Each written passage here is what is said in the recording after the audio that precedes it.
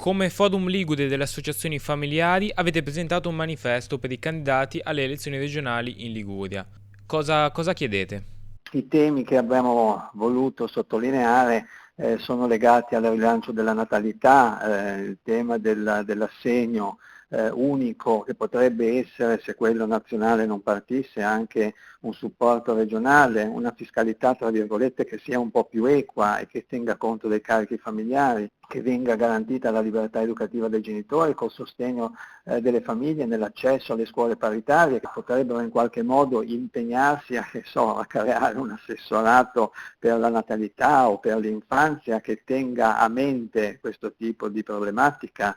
Quindi il tema è in qualche modo cercare di rimettere al centro la famiglia in quanto è l'elemento chiave per ogni società e per il futuro, cioè poi se figli non se ne fanno, pensioni non ce ne sono.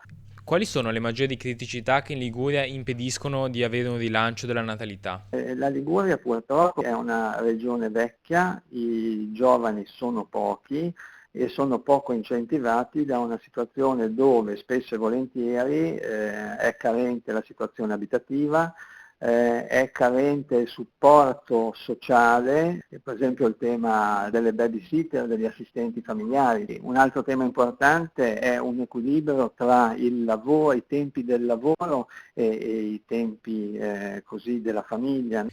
E secondo lei il tema della famiglia è stato in qualche modo riportato un po' al centro anche dal periodo di lockdown che ha costretto molti di noi a casa con le proprie famiglie? Sicuramente il rimanere a casa ha offerto alle famiglie, padri e madri, la possibilità di riscoprire il proprio valore nell'educazione dei figli.